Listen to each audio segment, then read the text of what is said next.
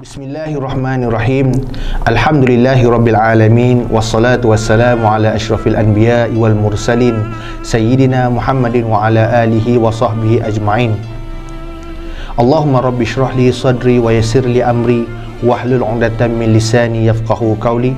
Allahumma aftah 'alaina hikmataka wanshur 'alaina min khazaini rahmatika ya arhamar rahimin. Amma ba'du. Assalamualaikum warahmatullahi wabarakatuh. Alhamdulillah wa syukurillah. Ahlan wa sahlan Ramadan 1444 Hijrah. Kita telah bersama-sama di dalam bulan Ramadan 1444 Hijrah ini. Kita telah bersama-sama di dalam Universiti Ramadan pada tahun ini. Dan kita bersyukur pada Allah Subhanahu Wa Taala. Kita berdoa kepada Allah Subhanahu Wa Taala, mudah-mudahan di penghujung ni nanti kita mendapat segulung ijazah takwa daripada Allah Subhanahu Wa Taala, berkat daripada keberhasilan sepanjang mengimarahkan Ramadan pada tahun ini. Tuan-tuan dan puan-puan sidang muslimin yang dirahmati Allah sekalian, alhamdulillah juga kita namakan bulan Ramadan ini sebagai Universiti Ramadan. Kenapa? Kerana di dalam bulan Ramadan ini terkandung pelbagai rahmah, terkandung pelbagai tarbiyah, terkandung pelbagai motivasi yang boleh meningkatkan jiwa kita, mentakarrubkan diri kepada Allah Subhanahu Wa Taala. Bukan senang kita nak masuk universiti, bukan mudah kita nak meningkatkan pengajian kita, tetapi kita masuk di dalam bulan Ramadan ini hanya dengan niat, sama ada dengan niat 1 bulan di dalam bulan Ramadan ataupun dengan niat harian, kita telah masuk ke dalam universiti tersebut, kita telah masuk ke dalam Ramadan tersebut. Dan alhamdulillah, mudah-mudahan kita mendapat keberkatan di sisi Allah Subhanahu Wa Taala. Bulan bertuah ini juga kita boleh namakan sebagai bulan ibadah. Bulan bertuah ini juga kita boleh namakan sebagai bulan mujahadah. Bulan ini juga kita boleh namakan sebagai bulan rahmah, dan bulan ini juga kita boleh namakan sebagai bulan maghfirah. Dan janganlah kita namakan selain daripada bulan-bulan yang penuh dengan kebaikan ini dengan benda perkara-perkara yang negatif. Mudah-mudahan kita senantiasa mendapat keberkatan di sisi Allah Subhanahu Wa Taala. Jadi pada bulan ini manusia berlumba-lumba untuk melaksanakan amal ibadah. Kenapa? Tidak yang tidak bukan ganjaran yang diberikan oleh Allah Subhanahu Wa Taala ke atas pengabdian kita kepada Allah Subhanahu Wa Taala. Apakah yang dikatakan mengabdikan diri kepada Allah Subhanahu Wa Taala?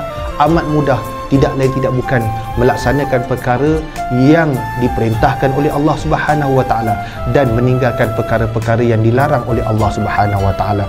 Ini jelas dinyatakan oleh Allah Subhanahu Wa Taala di dalam surah Ali Imran ayat yang ke-104. Ba'da a'udzubillahi minasyaitonir rajim. Wal takum minkum ummatun yad'una ilal khair wa ya'muruna bil ma'ruf wa yanhauna 'anil munkar wa ulaika humul muflihun. Dan hendaklah ada di antara kamu segolongan umat manusia yang menyeru kepada kebajikan dan menyuruh kepada yang makruf dan mencegah daripada yang mungkar. Merekalah orang-orang yang beruntung. Sidang pendengar, penonton yang dirahmati Allah sekalian, kenapa kita namakan bulan ini sebagai bulan mujahadah? Tidak lain tidak bukan kita bersama-sama bersungguh-sungguh untuk melawan hawa nafsu, melawan diri kita daripada perkara-perkara yang tidak elok. Jadi kita berlawan dengan bersungguh-sungguh itu dianggap sebagai mujahid, yang mana kita melawan musuh-musuh Islam yang ada di dalam diri kita, musuh-musuh yang menimbulkan sesuatu perkara yang boleh membatalkan puasa dan perkara-perkara yang tidak baik. Maka di situ kita bersungguh-sungguh itu dinamakan sebagai mujahid, dan itulah dikatakan sebagai mujahadah. Perkataan mujahadah inilah yang dikatakan sebagai bersungguh-sungguh tersebut. Kenapa juga kita namakan sebagai bulan rahmah? Pada bulan ini penuh dengan rahmat daripada Allah Subhanahu Wa Taala yang diturunkan kepada umat Islam khususnya. Mereka melaksanakan amal kebaikan, mereka melaksanakan perkara-perkara yang baik, dan mudah-mudahan itu semua mendapat amal kebajikan di sisi Allah Subhanahu Wa Taala. Dan satu lagi dinyatakan sebagai bulan maghfirah. Tidak lain tidak bukan bulan ini dibuka pintu keampunan seluas-luasnya oleh Allah Subhanahu Wa Taala. Mohonlah kepada Allah Subhanahu Wa Taala, kita sentiasa bermohon, Allahumma innaka afun tuhibbul afwa fa'fu anna. Amalkanlah selalu sepanjang bulan Ramadan ini. Mudah-mudahan kita mendapat keampunan di sisi Allah Subhanahu Wa Taala. Mudah-mudahan sedikit tazkirah ini memberikan ilmu dan kelebihan kepada kita, dan mudah-mudahan kita mendapat rahmat sepanjang bulan Ramadan ini.